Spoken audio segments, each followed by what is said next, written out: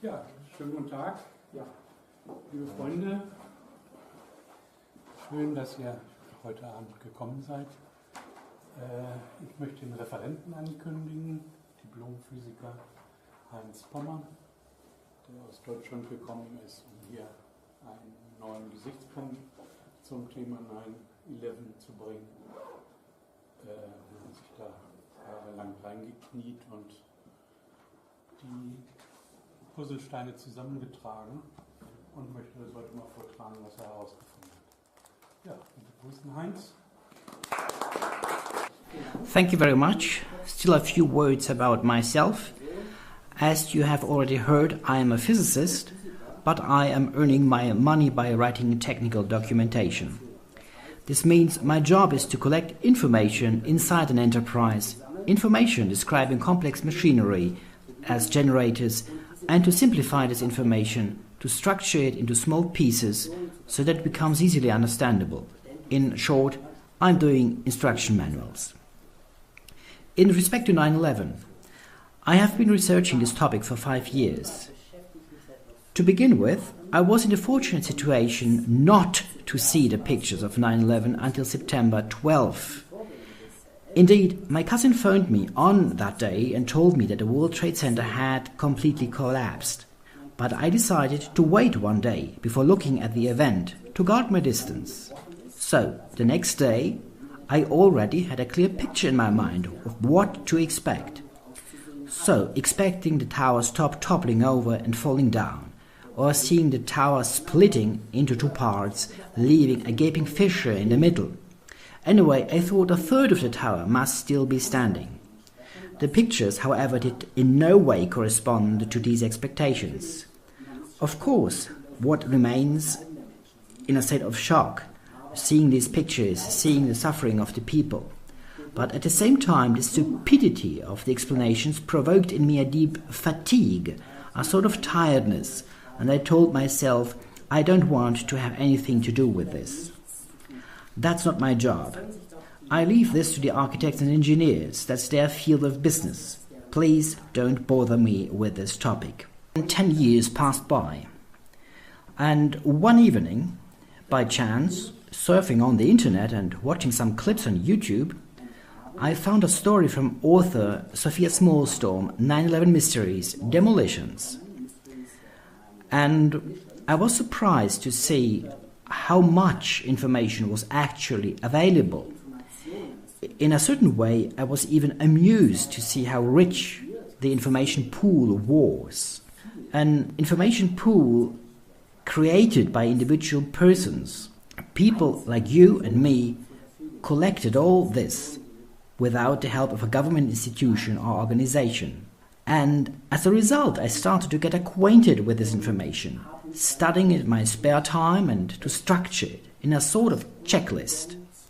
After all, that's my job. That's how I'm writing technical documentation. I structured and summarized the claims and findings of Sophia Smallstorm and the architects and engineers for 9/11 Truth. And I told myself, how can we recognize a classical controlled demolition? The propagation of dust clouds is only horizontally in case of a classical controlled demolition.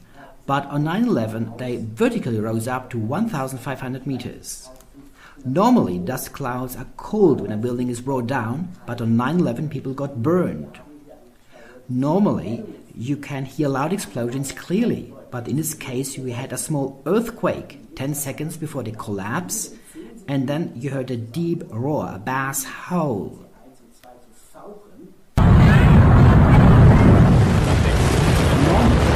You have the destruction at the building's base, but in this case it stood firmly while disintegrating on top. And then the entire structure disintegrated in a huge fountain. Normally, you see a quite big heap of rubble, but in case of building 7 we observed a sunken-in debris field, and in case of the towers, debris was scattered in a wide area around them, whereby most of the building disintegrated into small chunks. Normally, objects around the building do not inflame, and in this case on 9/11 cars went up in flames up to a distance of 800 meters. And one factor which becomes more and more obvious the strange diseases developing nowadays. In case of classical controlled demolition, there are no health issues, but in the meantime, more than 72,000 people need medical care due to 9/11. Finally, we observe a strange and extreme cruelty of the state, indeed despising the citizens and the first responders by declaring the toxic air officially safe to breathe.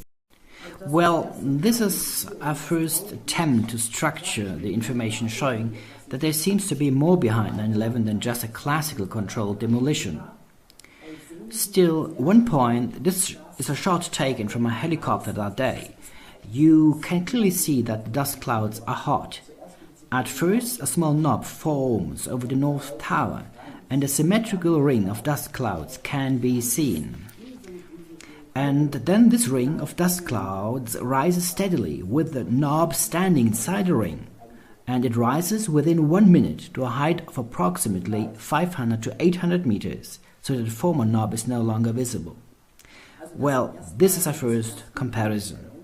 And then there were, let us say, some curiosities, which I would like to show you shortly for the south and respectively also for the North Tower. So just a few clicks to begin with. We have the South Tower's top, toppling over and starting to rotate in free fall. Suddenly it stabilizes as if hitting a stopping bolt, continues free fall and dissolves. The disappearance of angular momentum during free fall while being dissolved at the same time is something which cannot happen. Then you have the white fumes escaping at the building's base, a sort of fine mist which is rising from below while the building itself is boiling over, mushrooming on top. At the South Tower's facade you have the very well documented steam explosions, which you all know. You have the eruptive destruction pattern, thus the ejection of material, while at the same time you find still standing structures of the building's core. You have the formation of different sections inside the dust cloud, meaning you have a very interesting cloud in different shapes and forms. You see a pitch black cloud of iron or steel dust. Smoothly distributed metallic dust simply appears as black, and you see a white cloud respectively, showing the characteristics of a fountain. In addition to the fountain, you have a firmly standing cloud stem. When using the word fountain, I mean, you see, many people say in this case the building would have burst at its base. When you observe a water spout fountain in nature, you see that nothing bursts at its base. When the water jet exits the nozzle, the energy of the material, of the water in this case, is sufficiently high to counter gravity by its directional kinetic energy and momentum. And this is exactly what we observe in case of the South Tower. We had eruptions of steam and gases from underground, meaning that even before the main cloud was rolling over and through the streets, you had these eruptions from underground nearly at the same time. And this is an example. The cloud will grow significantly in size. You see it rising before the main dust cloud. This is the same shot, taken from another position. And yet again, that's the same steam eruption from below, which will grow very, very rapidly, mixing with the black iron cloud showing here. So white is mixing with black. This means you have highly energetic phenomena underground.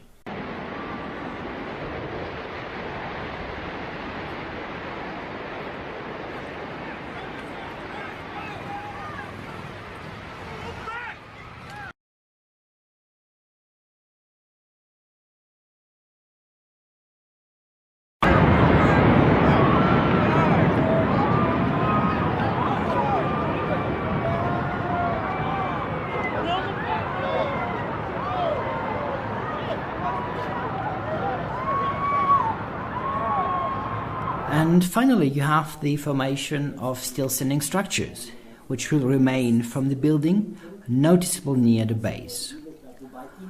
Normally you have a complete destruction at the base, and in this case structures are still standing partly in big pieces. The same applies also for the North Tower. Just clicking through the information, we have residual findings of thermite.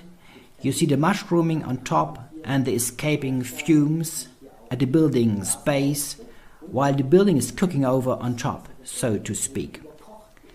We have The steam explosions at the building's facade, these you know very well, as they are shown quite often. You have the eruptive destruction pattern, meaning the ejection of material. Clearly visible here is the formation of a parabola.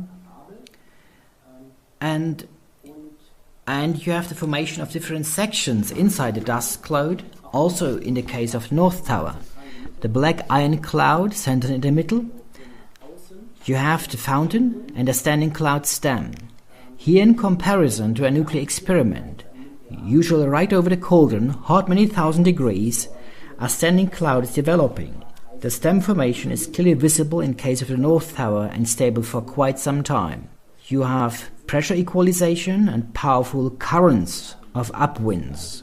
In the beginning I found this difficult to understand. There were in fact survivors inside the North Tower and even a person who survived a free fall from this position downwards, just because the whole object was acting like a wind tunnel. So he dropped several floors inside this wind tunnel, which means that the upwinds had at least a speed of 150 kilometers per hour, which is needed to have a person floating on the resulting air cushion. And the firefighter in the protected pocket at the base said he had to crouch down into a corner in order to prevent being lifted upwards, stating that his helmet started to fly off his head. Do you have any sense for how you fell from the 22nd floor, which is the way you've identified it? You landed on a rubble that most people think was about 7 stories high. Correct. So we're talking about a 15-story free fall on theoretically a piece of concrete. That's why they call you the 9/11 surfer. There are people in this documentary, as the viewers will see tonight, MIT physicists who explain perhaps what might have happened, a hurricane force wind that almost lifted you up and allowed you to float down. Do you remember at all what it felt like? Do you have any idea of how you might have survived that fall? I remember everything. I remember the fall. Every moment of that fall I remember. So I experienced it, and I think it's how I've been describing it that I guess the experts were able to come up with that theory. I always wondered myself, So I guess it makes sense. I heard this very, very loud noise above me. It was just a tremendous roar, and then the wind, a very, very fierce wind, and my helmet, it started lifting me up off the ground, and so that's when I crouched down. The next thing I just crouched down. I got to the corner of the staircase by the railing, and I just got as small as I could possibly get. And at last you have the famous spire, which is the still standing structure, which you see here. The spire is the still standing structure, visible for both towers, which was especially pronounced for the North Tower. Here you can see the collapsing North Tower. In a few seconds you will see the formation of the spire.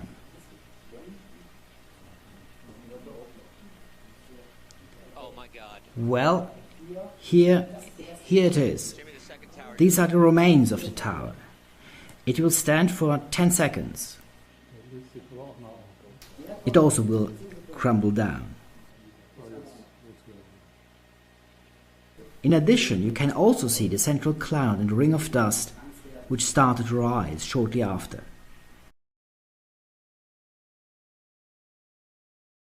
Well, at this point, I already thought this is rather interesting, because something about it seemed a bit odd. And entirely supposing that all this is just a simple classical controlled demolition, well, it didn't look that way.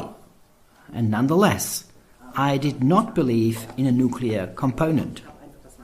I just decided to let things rest for a few weeks and started to browse for some material containing political information on the internet.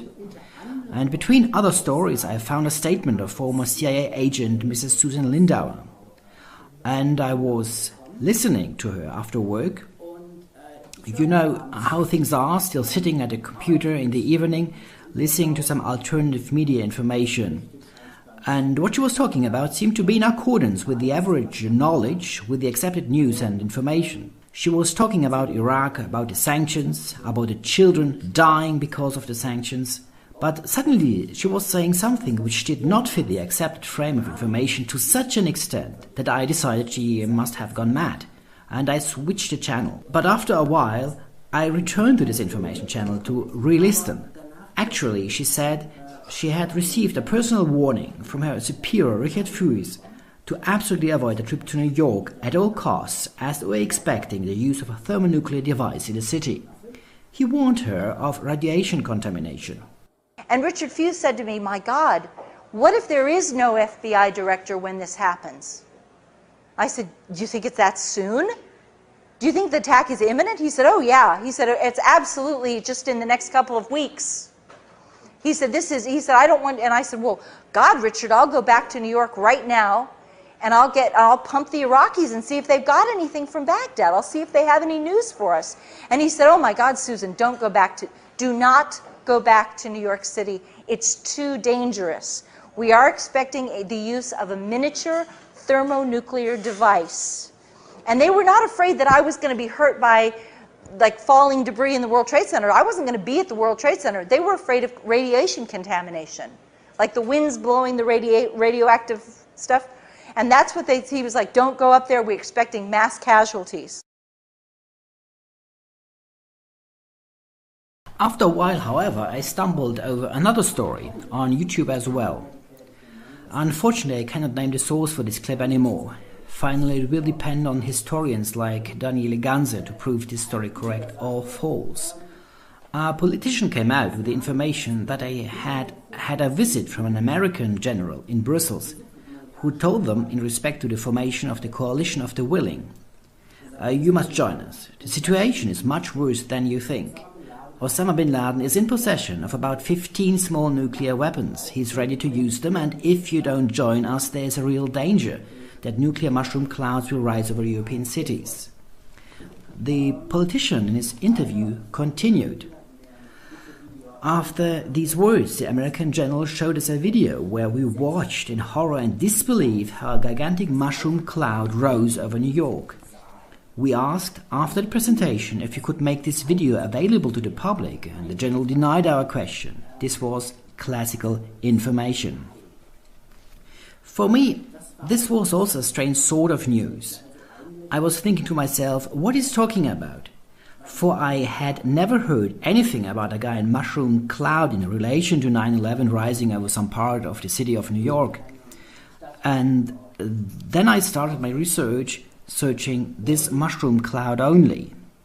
I dropped everything else and concentrated on searching for this mushroom cloud. I was thinking to myself, it can't be number 1, it can't be number 2, consequently it belongs to building 7. But building 7 collapses into a heap of rubble. Period. Then a few weeks passed by, and suddenly I found it. Really, I was so amazed I watched the clip over and over again. The rising mushroom cloud over building 7. Actually, the news anchor who was commenting the event compared it to a volcano eruption.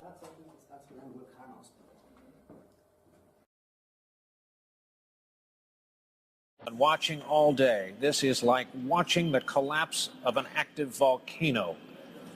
And the dust from it is not unlike that from a volcano. We are on the phone with New York Fire Department Lieutenant David Restuccio. Lieutenant, where are you right now? I'm at the corner of Northmore Street and Greenwich Street. Can you confirm it was number 7 that just went in? Yes, sir. And you guys knew this was coming all day? We had heard reports that the building was unstable and that it eventually would either come down on its own or it would be taken down. I would imagine it came down on its own.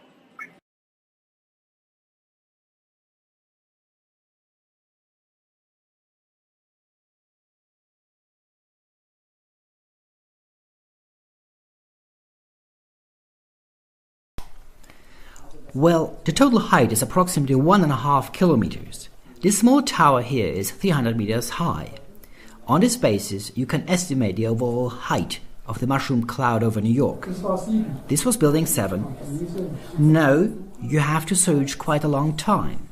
I found only 5 shots of this mushroom cloud. Most of them are taken directly from below. I made them available on our website. They are referenced and available. The cloud shows some unique characteristics if you look carefully. It has a funnel, a so-called vortex. It shows several sections or steps in height, and after the funnel it has in addition an extra bulb on top. This means that you have strong friction and induced rotation phenomena between the cool and hard masses of air. In addition, if the first layer of cold air is reached and the energetic center from below pushes with a hot sting of hot air through this cold layer, then you will observe that out of the already cold masses of the cloud a new funnel emerges. This is the one which is shown here. So, first you have these cauliflowering mushroom clouds, then you have the funnel. Here you can see a different picture of the same situation, this time taken from below. On the right you can see a reference picture of a nuclear test Nancy, and you have the mushroom cloud climbing to a height of 1,300 meters or 1,500 meters. This small tower did vanish in the base surge, 300 meters in height. Here you see 200 meters. All this is a rough estimation based on the height of the surrounding buildings. Here you can see the nuclear weapon test Nancy. You see the stem formation of the main cloud standing firmly above the cauldron, with the boiling rocks underneath, as well as the characteristic second bulb. Schwerkraft und Pancake haben da auch schon mal eine Ursache sein. Nein. Gut. No.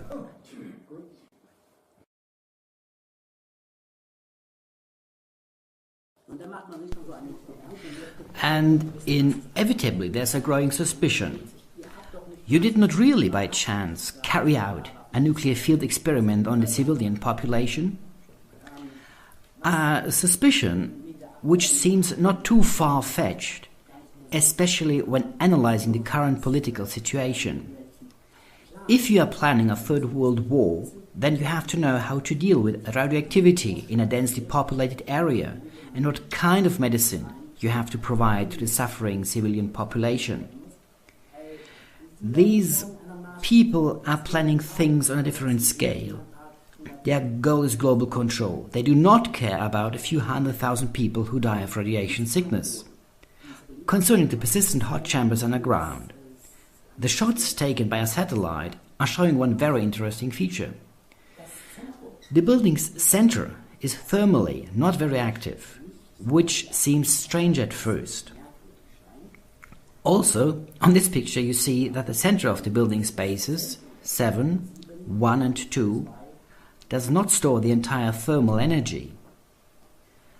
However, this makes sense when you suppose that we witness here the formation of a cavity or several caverns. You have to understand that if you detonate a nuclear device underground, without giving the possibility to depressurize, what will happen to the explosion's energy in the rock bed? The rock bed can't be compressed. It cannot disappear. The only thing that can happen is the formation of a liquid rock bladder under high pressure, which stores the energy of the explosion. So, as a result, you have this magma chamber, this bomb created, so to speak. I mean, a secondary bomb which contains the secondary energy, not the full energy of the first explosion, but a part of it. The ground itself stores this secondary energy, and this magma chamber wants to burst open. And if it does empty itself, you will have the fountain effects in the cavity created. And an empty cavity is not good for storing heat, simply because it is filled with nothing more but air. Well, and I really got sick after seeing these photos. These are vitrified, formerly liquefied rock structures inside the cavity. These are situated in New York, and you see these glass-like structures of formerly molten rock in the melting pot.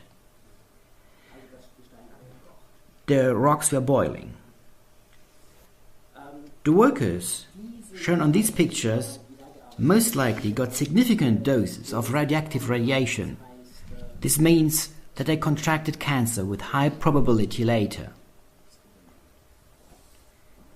With this, we have already collected a considerable amount of pieces of evidence.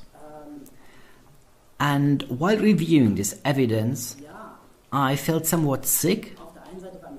On the other hand, I also got angry. Because you have to understand what the perpetrators finally did to the firefighters. First, they created an event using these airplanes, and the first responders rushed into the towers. When the firefighters were inside the towers, a nuclear weapon was detonated directly underneath the building.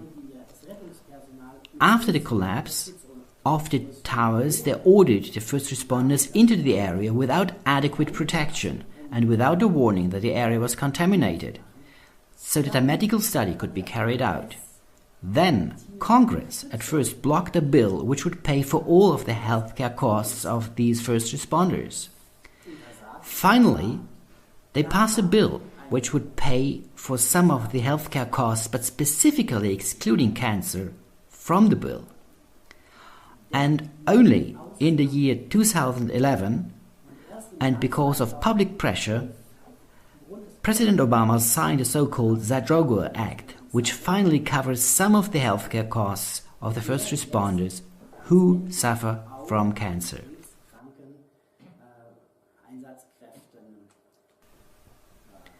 So, the despise for human life in all this planning can hardly be topped.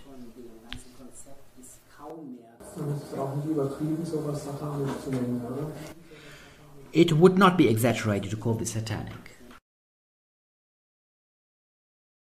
If you detonate a nuclear device in a shallow underground, a very small one in this case with 1 kiloton yield, and at 20 meters below the surface, you will get an impulse response. Impulse response is easily explained. You take a ball, throw it on the ground, and it comes back. This is the impulse response. You can also trigger an energetic event underground. You hit the ground, and the ground hits back. Then the surface will burst open. As a result, you will first see a needle-shaped soliton. So this is the result of 1 million kilograms, 1 kiloton. Here you can clearly see the impulse response followed by a wavefront or crest, this fountain-shaped structure. Then the entire formation seems to be stable for a few moments. But then you will see, after the impulse energy has been fully released, the rising hot cloud from the extremely hot center below. Well, in this case it did rise to 1 kilometer in height. But one thing you can observe also are the bystanders, the seemingly uninvolved spectators who are watching the event with interest. Of course, they do receive a modest dose of radioactive radiation during this experiment, but they do not die. They certainly do have a slightly elevated risk in contracting cancer. I would not have chosen to take part in this, but none of these persons suffer directly in the immediate aftermath of the acute radiation syndromes. Now, let's see how we can produce just 1 neutron radiation pulse. Let's start with a simple experiment.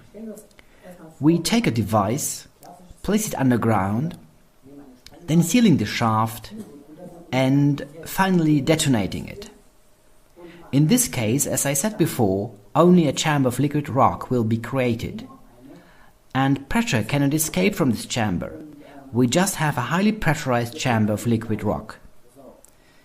Now, let's make a thought experiment.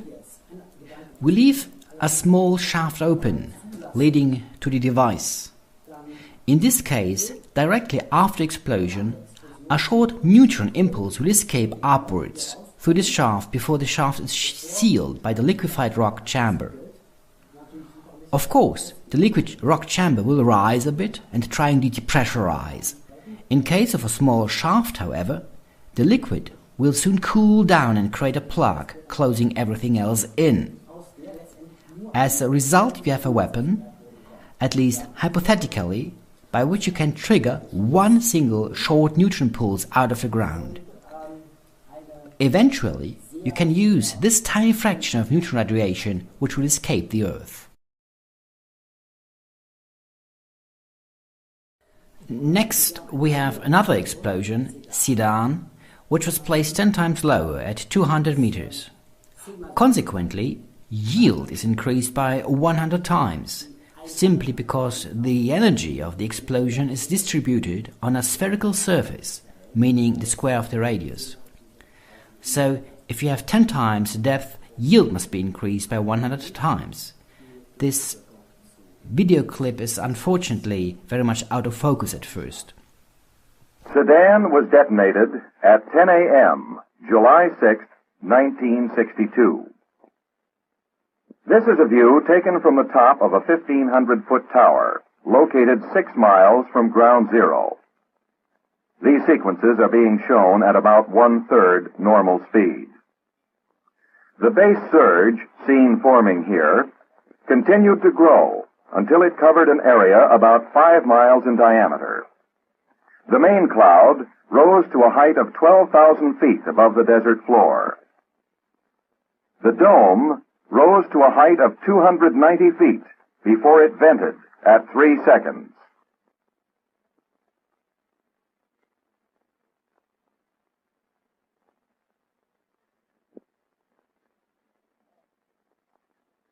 This long view gives a better picture of the mass of material moved by the explosion and the early stages of cloud formation.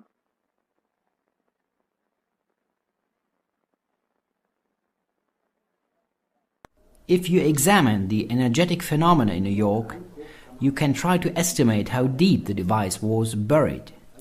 It was certainly placed higher than in the case of Sedan, thus not 200 meters. And it was certainly placed deeper than in the case of ESST part, that deeper than 20 meters. And accordingly, you can try to estimate the real depth of detonation. Well, however, for having all this worked as planned, some preparations are required. What we did observe, after the buildings had been opened on top at 300 meters, were multiple and time-delayed explosions. We know the architects and engineers for 9/11 truth always refer to these small but multiple explosions, and they assume that one big final explosion, using the incendiary thermite, did bring the towers down. If you look at the scheme of events from the nuclear point of view, then you have to prepare the building. This means you need an area where pressure equalization can take place in a height of 350 meters. This is like opening a chimney. Further, in order to create this nuclear chimney, you need to connect the elevator shafts. These were not connected at the beginning of the operation. And if you want to achieve such a destruction pattern as the towers did show, you need these preparations. Well, if you hadn't had this chimney created, there would have been the possibility that the tower would break at its base, topple over and simply fall. But if you permit pressure equalization at this point on top, at this point where the parabola changes direction, then the outshooting material will rip the embrittled and weakened steel structure apart from top to bottom. This means we had a system which used various components simultaneously. Where these classical explosions, we had the radiation pulse out of the ground, a neutron radiation flash, and we had these charges of eruptive material which finally tore the towers down.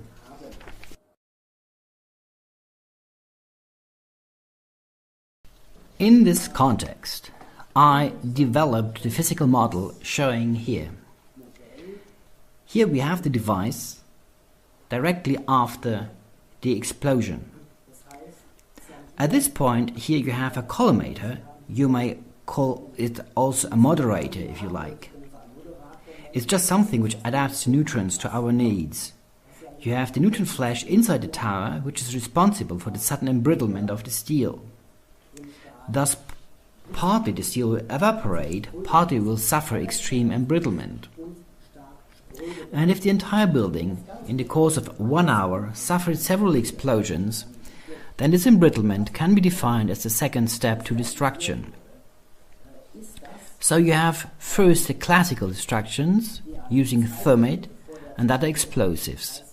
You have second, the embrittlement of the steel directly after detonation of the device. And last, 10 seconds after the detonation, you have the final eruption which destroys the tower in the third step. Here you see a picture of a nuclear field experiment showing such a collimator for neutron radiation. In principle, this is only an aperture plate. Generally, neutron radiation, especially fast neutron radiation, virtually passes everything without resistance. So they use 6 huge blocks of concrete in succession, hoping that each of these blocks, well, let's estimate 1 meter thick each, will block some part of the radiation. However, at the point where we have these holes in these aperture plates, the neutron will pass through. So after 6 plates you will get a focused or at least an aligned particle beam, where all other directions and transverse components are missing. To allow you to compare this, here's an example on a small scale. If you want to align a particle beam, you use a collimator which will block all particles which do not have the desired orientation or direction. An additional effect is, during the second step of destruction, that the center of explosion and the shaft is being sealed off. People always ask themselves, why didn't I hear anything? You see, in the center of explosion, you have a temperature of 1 million degrees Celsius approximately. The neutrons liberated during explosions do have a mean speed of 22,000 kilometers per second. As a result, they are already inside the tower well before the sound has the possibility to get out of the shaft. Thus, the liquefied rock destroys and seals off the shaft, as well as it compensates for a few seconds the initial pressure of the main blast. Inside the tower, however, you get an interaction of a different sort of radiation. Because after neutrons entered the tower, they are immediately scattered by ion. As a result of this bombardment of the crystal structures of iron are destroyed, dissolved, iron becomes brittle, and at the same time different types of radiation are generated. Bremsstrahlung, gamma radiation, X-ray radiation, microwave radiation. All this transforms the tower for a short time into a sort of antenna. Further, we found that molecular dissociation of the steel took place as the radiation thus destroyed the lattice structure of the iron crystal, and consequently the steel was transformed to dust. Der Stahl? Yes, the steel. It was dustified. Ja, aber der Stahl wurde ja immerhin noch gefunden nach den Trümmern. Müsste eigentlich ein Haufen von 30 Meter Höhe sein, aber man hat nur unten irgendwo am Bodenböschen was gefunden. You must not make the mistake to conceive the incident as something which acts like a tsunami, that you have an area which is completely flooded and up there everything is dry. Scattered particle radiation does not act this way. You will rather have the characteristics of a machine gun firing micro bullets. You have a statistical average by which the radiation takes effect, but you cannot say which part of the steel girdle will be destroyed. Hat man denn danach an dem Staub denn diesen Stahl dann gefunden? Ist er dann im Staub oder wo ist er dann? Ja, irgendwo muss er dann ja sein, der Stahl. Verschwinden kann er ja nicht. Ist er im Staub oder ist er in den Trümmern? Well, there are first these iron droplets. These were formed out of the evaporated steel. And on the other side, you have steel dust, This is the steel which got a radiation impulse which did not lead to the evaporation of the steel, but which led to the breakup of the steel structure, so to speak. You really have to imagine a simple picture. You take a hammer and a sheet of paper. You strike this sheet of paper with this hammer. The sheet of paper stays intact. You repeat this with a pane of glass. The pane of glass will break. Of course, in case of a steel plate, as it is ductile and is moldable, you have to use a very, very fast hammer, a sort of high-energy hammer. And the neutron-induced radiation just acts that way, that it can destroy the atomic structure of iron. Ist dieses in dem USGS-Survey nachgewiesen, also dass Stahl auch in Staubform vorlag?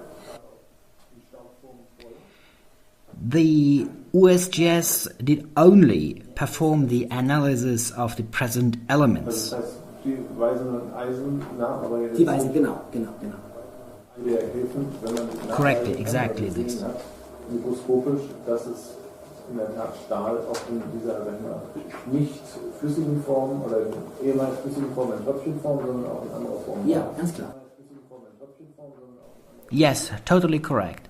The dust which was simply carried away is very, very precious. It should be analyzed. A lot is visible in plain sight, even taking fire and old pieces which clearly show that the steel became brittle.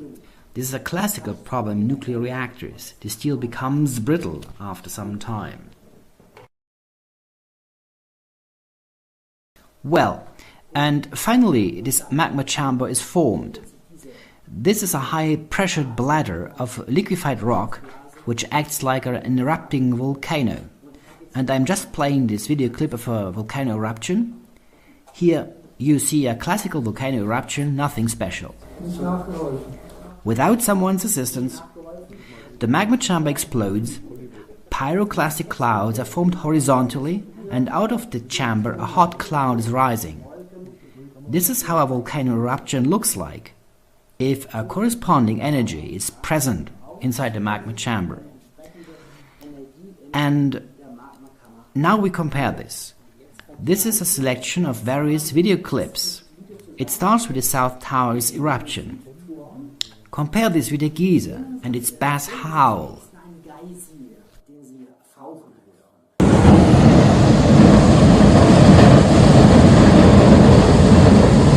First, you will hear the bass howl of the geyser, and just imagine how hot gases are shooting upwards. The required size of the eruption channel must be approximately 10 meters by 10 meters. Then you will see the eruption of gases from underground, then you will see the events at Tower 1 and finally the events at Building 7.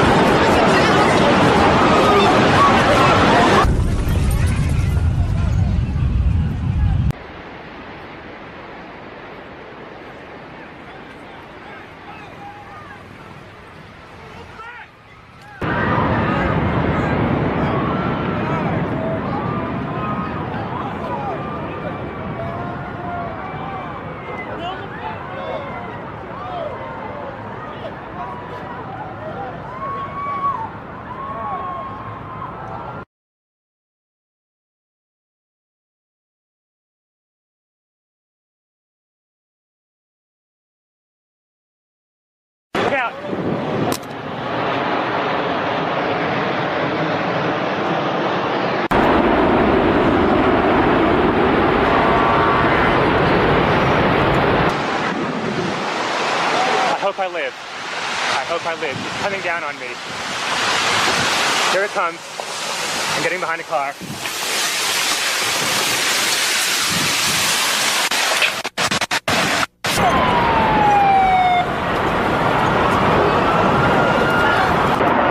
There goes the second tower.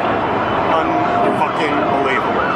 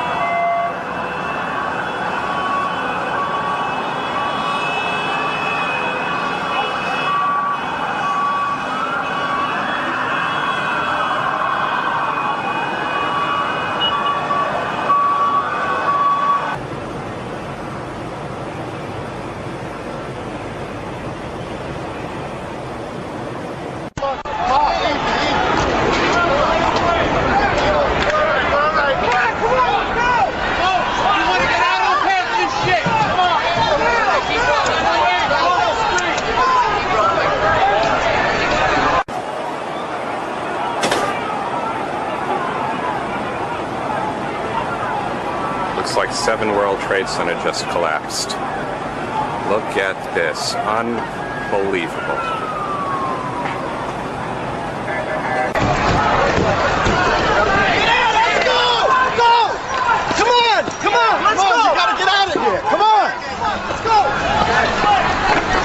That's it! Let's go! Let's go! Fine!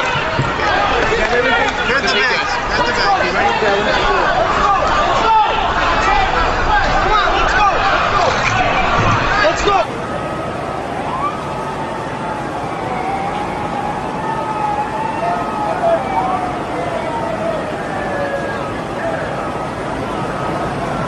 Watching all day. This is like watching the collapse of an active volcano.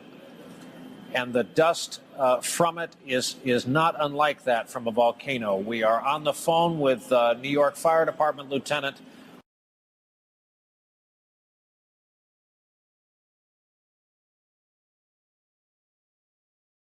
It does appear that building number 7 has just collapsed. We've been telling you that that building was on fire.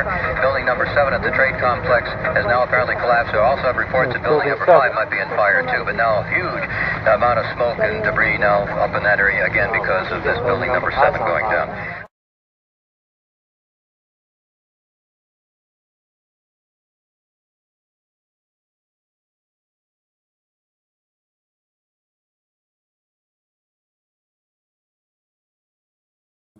So, this is the artificial volcano eruption in New York.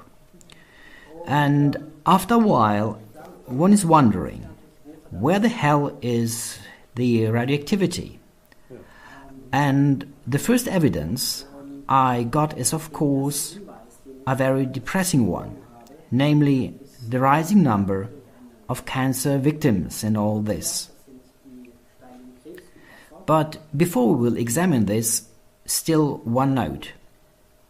I saw the video several times, and suddenly I noticed something which I did oversee for a long time, namely the scintillation of the cameras.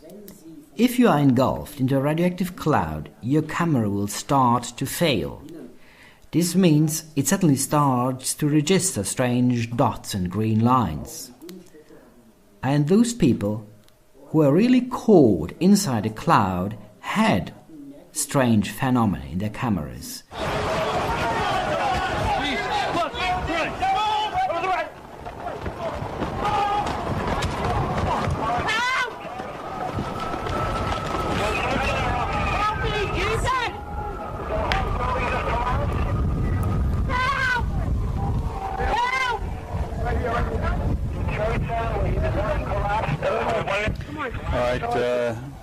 That's the point where the camera went down.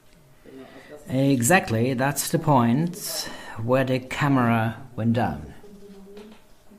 Scintillation. The phenomena is called scintillation. When a radioactive particle passes through a thin layer of material, it produces these light emissions.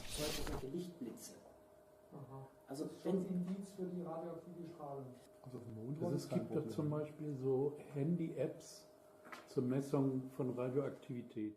Und die nutzen die Kamera vom Handy, um die Strahlenimpulse zu zählen. I would like to give you some instructions for our radioactivity counter. The first step after starting, you have to cover the lens. And now we get the measurements. I test now with our small probe here, and there we can see the dots, and we get also a micrograde per hour value, which is valid after 1 minute, but I don't want to take this probe here so long. Now we go to the Buchler-Anlage, where we have more possibilities for higher radiation, and now we start with a high radiation. I just wanted to test it, what happens with the phones when I'm using 10 sievert per hour. That's a really dangerous rate. 1/2 an hour here before this device, and you are dead with 50% within the next week.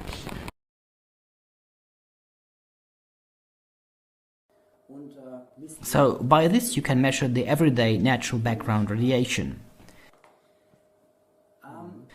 And after finding this, I was of course surprised, and I started looking for other video clips if they showed similar phenomena. And there were indeed some, very few however, which show these phenomena.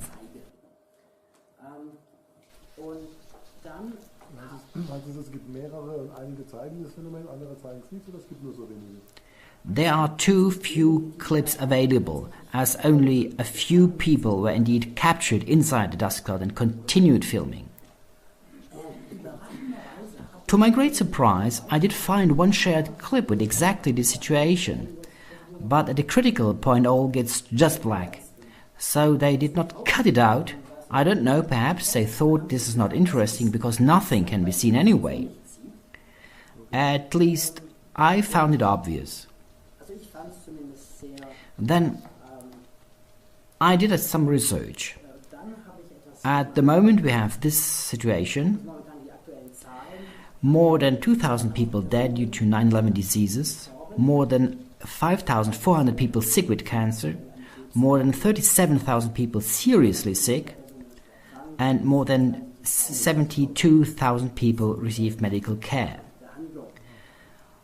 And then I drew a hypothetical map of a possible radiation distribution.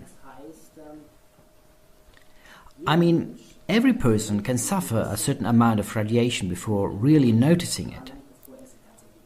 Normally, we do not perceive radioactive radiation. This room could be highly radioactive, we wouldn't notice. I mean, we wouldn't notice at first, only sometime later. And indeed, it is possible to calculate a radiation contamination which would have been possible that day, without the first responders noticing that they are under heavy radiation exposure.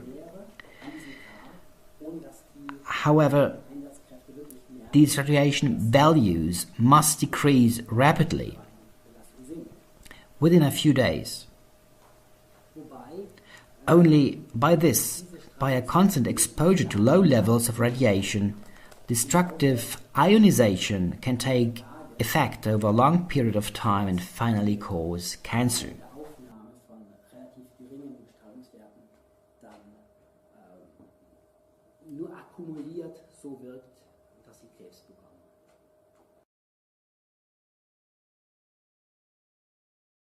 Coming to the next point, EMP and isotopes. There is a scientist, Dr. Judy Wood, who formulated the idea that very exotic radiation weaponry might have been used, as quite strange phenomena had been observed, such as the sudden inflammation of cars. And one cannot explain why, when using classical explosives to bring a building down, why suddenly the cars around do go up in flames.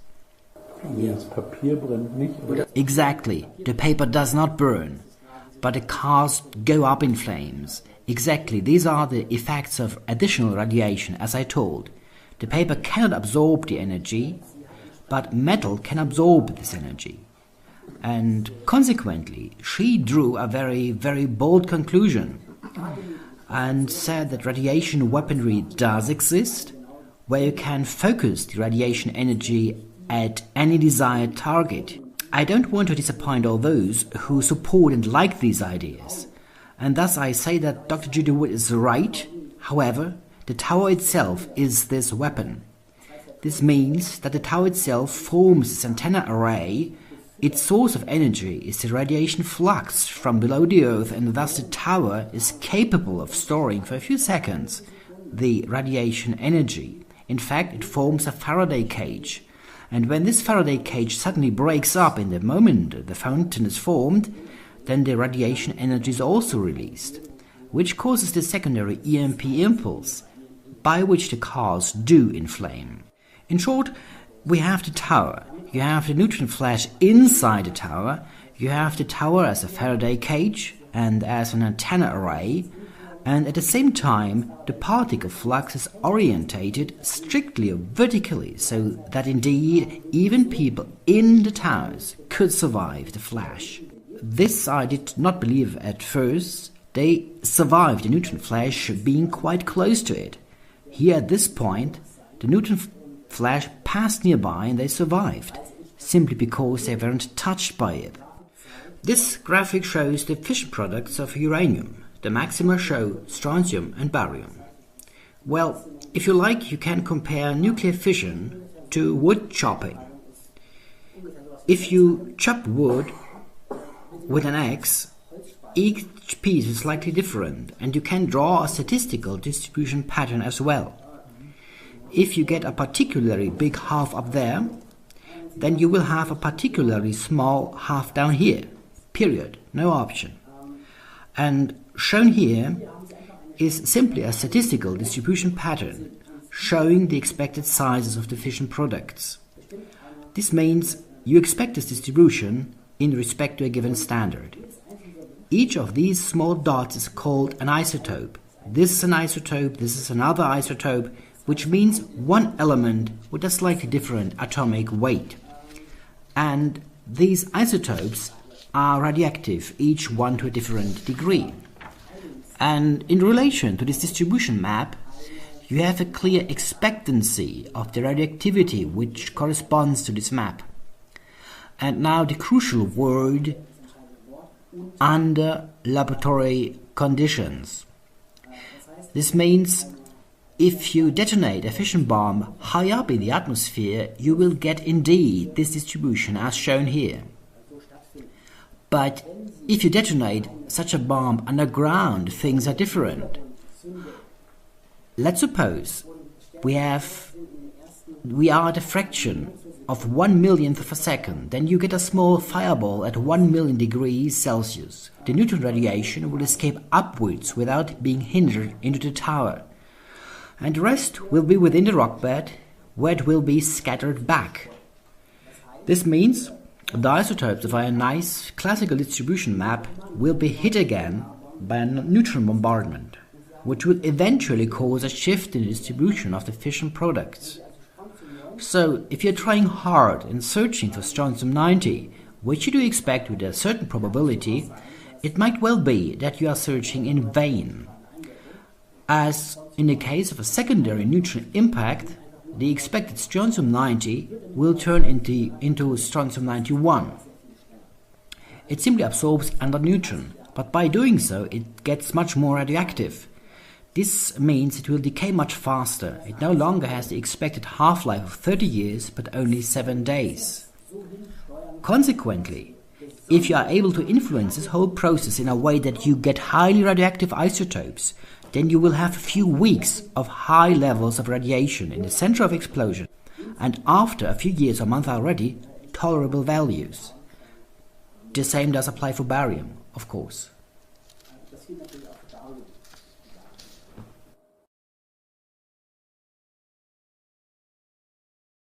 Trotzdem, ich glaube, Herr Pommer, Sie hätten also mit Sicherheit ein Spektrum von Isotopen, die immer noch strahlen würden. Und ich stimme dem Andreas zu, man hätte mit Sicherheit in den ersten Wochen nachgewiesen, dass da für die Arbeiter und so weiter, auch die Chinesen, die den Stahl genommen haben und so weiter, da hätte man mit Sicherheit nachgeprüft, ob es nicht tatsächlich zu gefährlich ist, die Leute dort arbeiten zu lassen.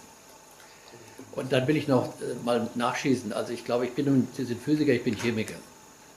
Also das Nanothermit, den in, sagen wir mal, 10 Tonnen auf Level, das war B1 oder B2, wo die Leute die Explosion gehört haben, den dort zu zünden, da wo die Stahlträger sind, um jeden Stahlträger, sagen wir mal, 20 Kilo von dem Zeug zu machen, dann kommt das Ganze genauso runter, wie es diese pyroklastischen Dinge zeigen. Es ist nicht nötig, was anderes anzunehmen als Nanothermit gezündet, natürlich wirklich. Da kriegen Sie Temperaturen von 1 Million Grad, wenn Sie das im Millisekundenbereich mit 10 Tonnen Nanothermit machen. Dann haben Sie alles, was Sie brauchen, um das Ding so runterzulassen.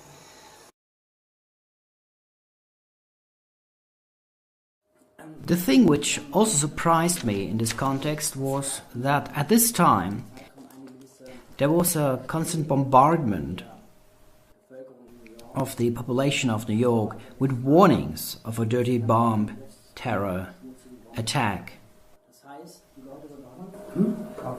I think this started in 2005, but I may be mistaken. The whole thing was called the Ring of Protection, which was a large-scale operation in order to warn the people in respect to a nuclear terror attack. And people got crazy by hearing these constant warnings. The authorities even considered a ban against radioactivity counters, for civilians, because too many false alarms were reported. False alarms are possible. If someone did just leave the hospital after a thyroid treatment, then this counter will also go off, because it does register the radioactive counts. So, there was a time when the population was driven mad. Terrorists want to detonate a radioactive bomb, meaning a dirty bomb. And there are various video recordings available. One can imagine an enormous amount of disruption, even if a very small dirty bomb were detonated. Walk around the city or drive around the suburbs, there's a good chance you'll be screened by a dirty bomb detector. It's a near-invisible, intense effort to fight terror. CBS 2's Tony Aiello gives us an exclusive look inside the ring of protection against dirty bombs. In the city that never sleeps, it's the terror threat that keeps some up at night. We have to think the unthinkable. I think it's more a question of when than whether we'll have one. The man just said something very important. He said it's rather a question of when. He doesn't have any doubts that there indeed will be a dirty bomb. I think it's more a question of when than whether we will have one. This means that the population was prepared. Hey, you will get problems with radiation. And there was a second and very interesting issue. I think it was in 2007. Yes, in 2007 there was a steam pipe explosion in New York, and the FBI rushed in wearing full protection suits against ABC weapons. And one might ask why the authorities are so troubled by a broken steam pipe.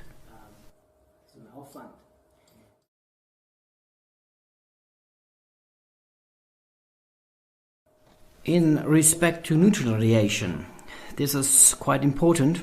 Well, indeed I had a headache for 3 months because the radioactivity was not as high as expected at first. I wanted to find more radioactivity, or I needed more radioactivity before making this bold step and declaring, well, this was a nuclear process, or at least an additional nuclear component. And suddenly I stumbled across an article which stated that first iron does form mostly stable isotopes. This means normally when a nuclear bomb explodes in the Nevada desert, the sand, the silicon, will absorb neutrons and will become radioactive. Iron can absorb more neutrons than other elements and not become radioactive. As a result, you can search with your Geiger counter as long as you wish. It will stay silent. That's my first point. These steel structures, iron has a certain stability. Even if you have new isotopes, they might not be radioactive. Consequently, you have to check the remaining steel if iron isotope 57 and iron isotope 58 are present. Iron 56 is the main component of iron, so just look for isotope 57 and isotope 58. Don't use your Geiger counter. And the second point, which I noted very, very late, iron scatters. You know the argument. Neutron radiation transmits its energy to water. This means all living things are destroyed, are killed by neutron radiation. And you know that it does not interact with building structures, brick buildings and so on. However, this is only partly correct. The key question is always, what will absorb the energy? And if neutrons scatter on iron better than on water, then you have, especially for iron, an absolutely devastating effect of neutron radiation. Here you see the cross-sections of some materials, iron among them. And especially fast neutrons, as they are produced during nuclear fission explosions, do scatter much more efficiently at iron 56 as on hydrogen. The factor is somewhat lower for thermal neutrons. These are present, for example, in a nuclear reactor. So usually use water in nuclear reactors in order to slow the neutrons down, as they can interact with it. And as you can see, iron has just outstanding values. This means you have an element with excellent neutron scattering capabilities and a low probability to transform itself into another isotope, and even if it does, it will turn radioactive only after absorbing the third neutron. This is the explanation, in my opinion, that you can have iron microdroplets in the iron dust and no signal is detectable by the Geiger counter. But if you go down into the rock bed, there you have the radiation present, because the rock will absorb the neutron radiation, and if absorption takes place, new isotopes are generated, and they will decay, emitting radioactive radiation. Deswegen auch die Becken darauf. That's why they place the water basins on top, exactly. Das ist bisher noch nicht erwähnt. Well, it started with a snappy remark by William Tahil that in fact the tribute in light, which they are so proud of, has in reality the same wavelength as Cherenkov radiation inside a nuclear reactor. It's just if it rains on the radioactive 9/11 site, there would be a soft bluish glimmer in early 2002. I don't know if they really choose to play this game, but it is striking to see the similarities to the wavelength of the Cherenkov radiation. And of course, we can suppose, at least I do argue on the assumption, that there is a residual radiation from below. And what we should do is to analyze the rock 20, 30 meters below these basins. Here you can see an up-to-date shot on Google Maps. You see the memorial pools, and you see this pit in the middle, which has approximately the size of the eruption channel needed. And you can easily imagine how the hot gases shot upwards through this channel, even with the structure still standing, which in fact did stand firmly for about 10 seconds until it was destroyed from top down. So technically all this makes sense, but it is a technique which is based on a very, very subtle interaction of various processes. You also have to prepare the channel underground to make it work. A few minutes ago, you asked the question concerning the bathtub. I actually did draw it here. If you design the entire layout in a way that the pressure wave fades here, the bathtub will be undamaged. Only at the outer circle it certainly will be within the sphere where neutron radiation is present. But if the main pressure wave fades already here, then you can explain why the bathtub's floor is still straight. In addition, the reported damage to the outer rim can be easily explained by the impulse response. If you had a soft material such as sand, the pressure would simply move these walls apart, pushing them outwards. If it is surrounded by very strong, non-flexible material as concrete or rock, the material will push back. But by this you can explain the bathtub's leaning walls in direction of the tower. Beneath the Twin Towers lay what engineers called the bathtub, a giant basement as big as 8 city blocks and more than 75 feet deep.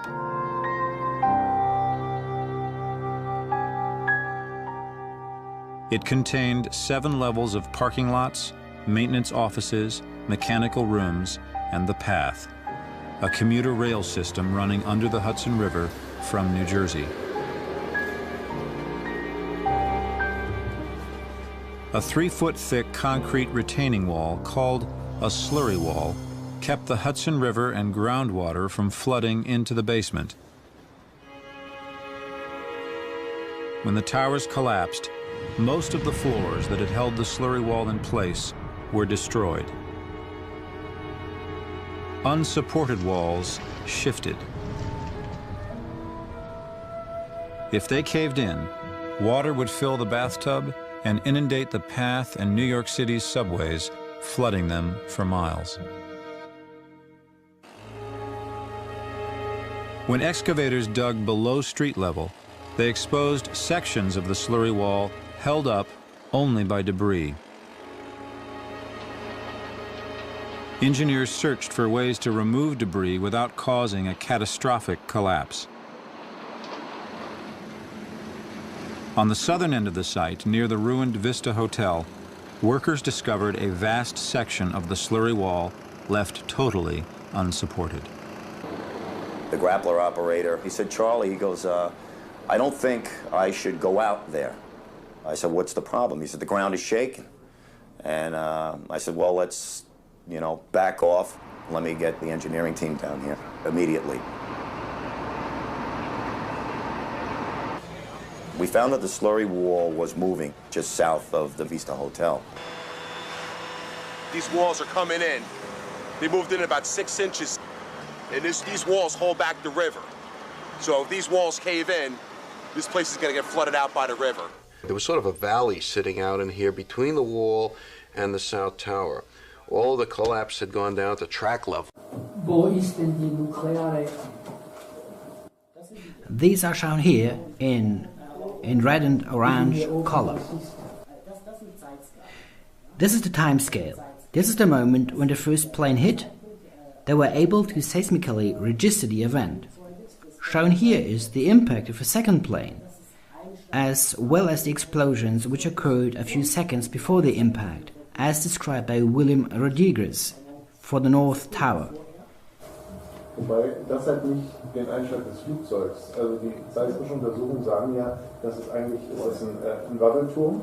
Und wenn dort was reinfliegt, dann wird es absorbiert.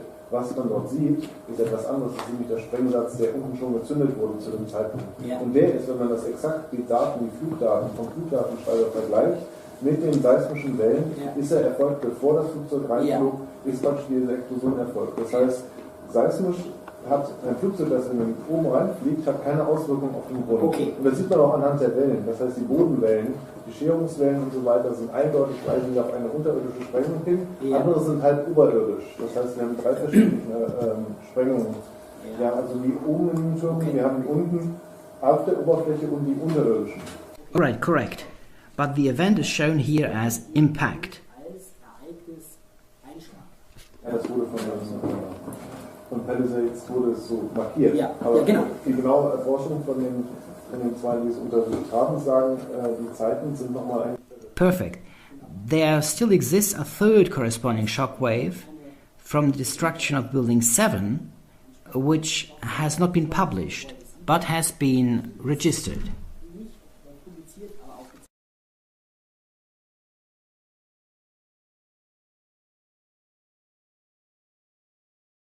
Ich habe noch eine Frage. Wie ist es dann zu erklären, dass die Arbeiter, die da abräumen mussten, deren Gummistiefel wurden häufig hatten Probleme, sie wurden geschmolzen, Hydraulikleitungen von Backern platzten, da hatten sie große Probleme. Und sie hatten ja bis am Schluss, fast bis sie unten waren, im November oder Dezember, hat man noch glühendes Material gefunden. Glühende Kies, das kann man doch mit einem chemischen Ereignis nicht erklären. Well, finally, in respect to cancer and the fast degrading rubber boots, you can explain it either way. And ultimately, I want to point this out. We have different groups, not only in the audience inside this room, but worldwide, who vehemently fight for some sort of views and exclude others. Of course, one can explain all cancer cases by the toxicity and the toxic fumes coming out of the ground. Of course, one can explain that the rubber boots were decomposed by aggressive substances and by the heat extremely fast. But it does not exclude the existence of an additional source of energy which causes cancer, or the embrittlement and the aging of rubber parts and which leads to the bursting of hydraulic lines. Es müsste ja im November immer noch sehr viel Energie aktiv freigesetzt werden dort unten. Ja, Jetzt könnte es nicht mehr glühen. Yes, first you have a scorching hot chamber deeply underground which stores a lot of heat. Then you have radioactive decay, radioactive processes down there. And then you have certainly residual energy from thermitic material as thermate. And it is this combination of components. I'm talking about the combination. I'm trying to design a model, a physical model which explains every observed issue. Thermate did play its part in this scheme. You could have brought the towers down just by using thermite. But in this case, you would have difficulties to explain certain radiation phenomena as the burning cars, especially to explain the inflammation of cars which were parked near wire-netted fences. Here you can see a few good pictures. The cars behind the wire-netted fence are quite shiny. The cars in front of the fence are roasted. Unter der Brücke ist Ja, ganz genau. wie vor der Brücke. Das heißt, wenn es einen Vorlauf von oben gab, durch die Partikel, dann ist etwas, was herabfällt. Well, yes. Here you have the another picture, similar situation. Yes, this is taken from Judy Wood. So here you have the wire-netted fence with the roasted cars. The cars further away just suffered a bit. Well, if you have these energetic phenomena at a distance of 800 meters, well then...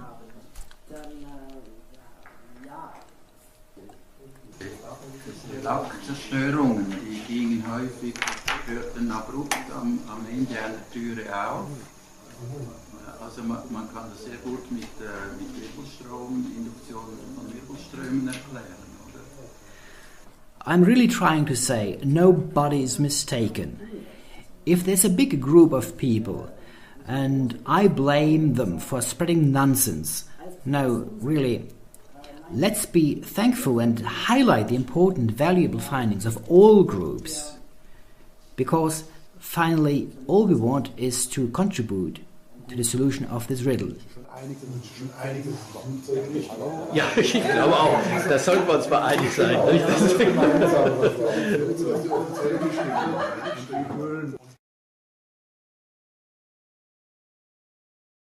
Further, one of the arguments of the organization Architects and Engineers for 9/11 Truth is that there are no signs of acute radiation sickness. Well, there are video clips which do show soldiers who walk into the center of explosion in direction of the mushroom cloud. And, of course, they suffer somewhat from radiation. Nonetheless, the biological effectiveness does depend very much on the period of time, from the duration you actually stay within this contaminated area. I mean, what is indeed very, very harmful when you do live directly next to it? Let's assume that the event was radioactive, even very limited and with low levels of radiation. If you were living in New York at that time, near the World Trade Center, you very likely will have serious health problems. The real acute radiation syndrome, I mean loss of hair, shaking, vomiting and so forth, will be noticeable only after you got a radiation dose equivalent to the biological effectiveness of 3-Sievert, and this is indeed very, very much. But if we assume that an underground nuclear explosion took place by which you had only this nutrient flash inside the tower, you could stay several days in this area without being seriously affected. This is the explanation why we did not observe this acute radiation sickness as sleep disorder, digestion problems and unexplainable pain and so forth. als ungewöhnlich empfunden werden, wenn man da Feuerwehrmann gewesen ist. Yeah. We have some very sad news to report today about the loss of 3 true American heroes: Daniel Hegland, Howard Bischoff, and Robert Lever. According to the city's Department of Mental and Physical Hygiene, thousands of individuals, including rescue, recovery, and cleanup workers, and people who lived, worked, or went to school in Lower Manhattan on September 11th, have developed chronic and often co-occurring mental and physical health conditions. So a lot of people are unaware of this, but it's an epidemic of first responders and people who lived in the area who have developed debilitating diseases and chronic problems. One of the things that I keep coming across in articles about this, it's like Gulf War-like symptoms. Okay, constant fever, shakes, you're hot and cold at the same time, headaches, vomiting, debilitating pain. And remember, Congress at first blocked a bill which would pay for all of the healthcare costs of these heroes. So you do right. In addition, the dust sample analysis done by the USGS does not confirm nuclear fission.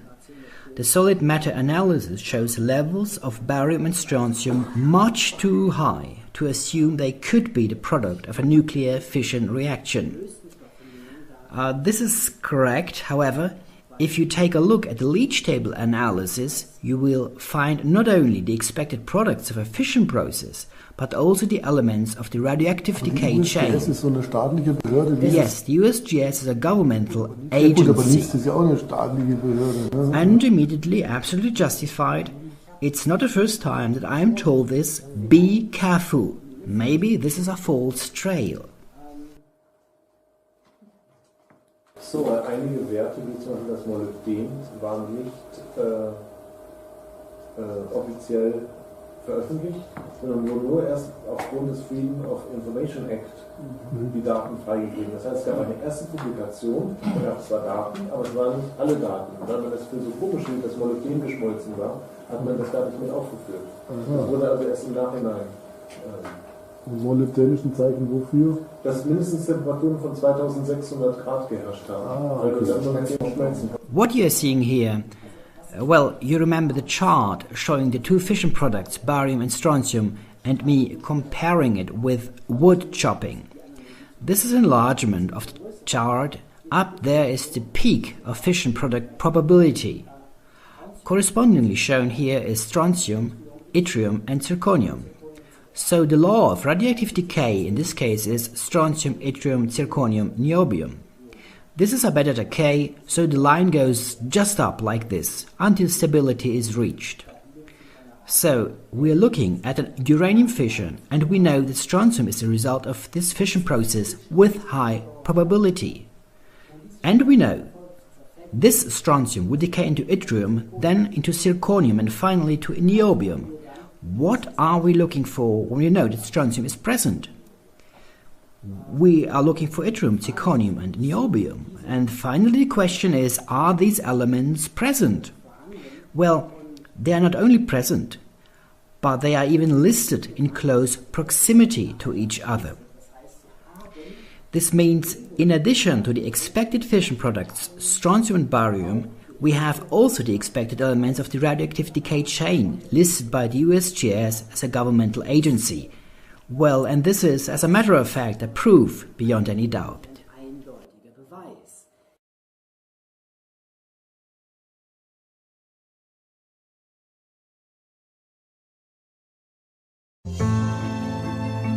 Our goal is to figure out why it collapsed late in the afternoon on September 11, 2001, even though it was not hit by an airplane. The investigation conducted by the National Institute of Standards and Technology concluded what we found was that uncontrolled building fires caused an extraordinary event. The collapse of World Trade Center 7 was primarily due to fires. Our investigation will evaluate the probability that this was the cause of the collapse.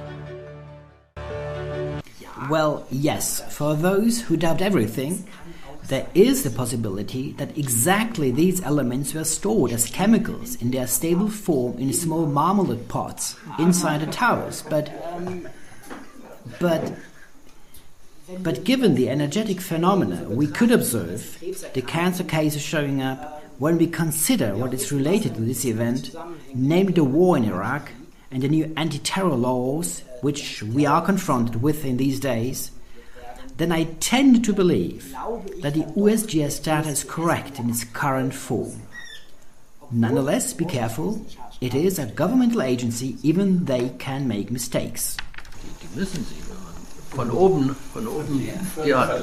Well, we have for barium and strontium the expected radioactive decay elements in the dust sample analysis. And of course, this is no coincidence that this data is being published. The concentration of these substances are low. Also deshalb frage ich jetzt, was heißt es, das sind kleine Dosen? Also wie klein sind die Dosen im Vergleich zu etwas? By using this formulation, I wanted to say the question is, does it make sense to publish this data or not? Does someone want to show us something or do they not want to show it? These are very rare elements in extremely low concentrations. But if someone wants indeed to show us that these elements prove, or at least support, the theory of a fission decay process, then it absolutely makes sense to list them. And it is also very courageous to do so.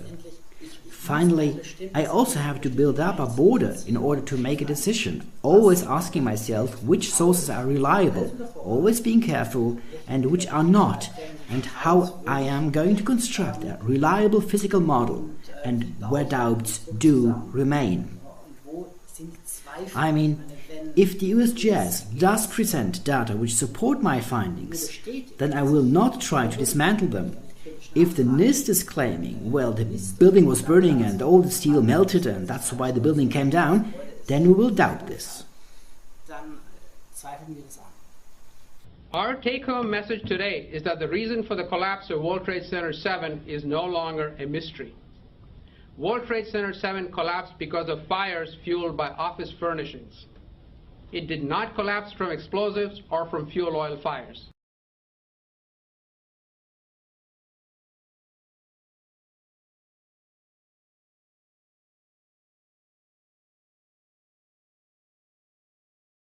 Dieser Stephen Jones ist ein sehr aktiver Verhinderer, dass man nur schon von Isotopen oder so spricht in diesem Zusammenhang. Also ist irgendwie ein, wie sagt man dem, ein trojanisches Pferd. What we need in the end is an analysis of the rock bed looking for isotopes, as well as an analysis of the remaining steel. Man hat ja ein Uran 235 da sein, denn wenn ich eine Nuklearwaffe zünde, also jemand, der es gefasst hat, weiß, wie es ist, man muss ein bisschen kritische Masse erzeugen, man kann gewisse Moderatoren nutzen, oder wir haben es ja vorhin gehabt mit dem Stahl, das geht am besten, damit wir kritische Massen reduzieren. Dann wird aber nicht alles 235 umgesetzt. Also, und das hat eine Halbwertszeit immerhin von mehr als 400.000 Jahren. Ja, genau. Wir finden das. Wenn es da ist, ist es da. Genau. Und nicht natürlich, also man kann da gerade yes, uranium has been found in the USGS dust sample analysis, but we have no checkmark noticing as the specific uranium isotope. Aber eben wieder, es steht kein Häkchen dran, welches Isotop ist es. Das 238, 4,68 Milliarden Jahre, das ist auf jeden Fall da, wenn das damit vorhanden war. Aber wir reden ja von 235 als Isotop und das wird das spaltbare Material gewesen sein, wenn es eine Nuklearwaffe war, dann wird sie in den Gesteinsboden enthalten sein, denn das hat nicht einer. Also würde ich gerne mal zusammenfassen, dass wir auf jeden Fall, weil ich muss jetzt langsam zum Abschluss kommen, ich muss nach Hause, für mich ist völlig klar, und das ist leider eben bei vielen Freunden und Bekannten eben immer noch nicht klar in der Mehrheit, dass es überhaupt gefaked war, dass es so nicht gewesen sein kann. Also dann, wenn wir als unabhängige Untersucher dann rangehen und sagen, es kann nicht so gewesen sein, dann ist einfach die Frage, wir haben verschiedene Phänomene und da sind wir jetzt von den Architekten und Ingenieuren auf der sicheren Seite und sagen, es waren auf jeden Fall kontrollierte Sprengungen, um uns nicht irgendwelchen Angriffen auszusetzen, distanzieren wir uns von allen Theorien, die nicht unmittelbar belegbar sind, und dazu gehört auch die, deshalb meine ich, ist es eher eine Vorsichtsmaßnahme, zu sagen, ja, wir haben damit nichts zu tun oder ich glaube da noch nicht dran, wie auch immer. Aber es ist völlig klar, dass selbst Gages Theorie oder auch so, was wir offiziell für gesichert gelten lassen, nicht ausreichend ist. Ja. Es ist nicht hinreichend, um alle Phänomene zu erklären. Und deshalb glaube ich, es muss an Judy Wood was dran sein. Ich glaube, dass an deiner Theorie was dran sein muss, weil ich sonst die Phänomene nicht erklären kann. Nur in welchem Maße, was jetzt wie zusammenstimmt, das kann ich nicht sagen. Das können wir auch offen lassen. Wir können auf jeden Fall sagen, wir brauchen uns darüber nicht zu streiten. Wir müssen trotzdem nach außen hin gesamthaft auftreten und sagen, es war gefaked und glaubt doch diesen Lügenmärchen nicht. Und es war auf jeden Fall eine militärische Aktion, sonst könnte man nicht das bestgesicherte Gebäude der Welt so zum Explodieren bringen. Also es war auf jeden Fall eine militärische Organisation, die das veranstaltet hat, und die haben einfach natürlich Mittel, die wir als Zivilisten nicht kennen können. Und dann können wir natürlich nur darüber diskutieren, was hat jetzt mehr Relevanz, mehr Glaubhaftigkeit und so weiter. Und in dem Zusammenhang kann ich nur sagen, ich fand das jetzt hochinteressant, was du da alles zusammengetragen hast, und eine Riesenarbeit. Also ich glaube, das wäre jetzt zumindest mal ein Zwischenapplaus. Oder? Thank you very much. Hereby I also do finish my presentation. On the internet there is an extended version of this topic. Just go to 911history.de and you have the continuation of the story, some additional flags finally, where I'm trying to show how the Mossad was involved in this operation.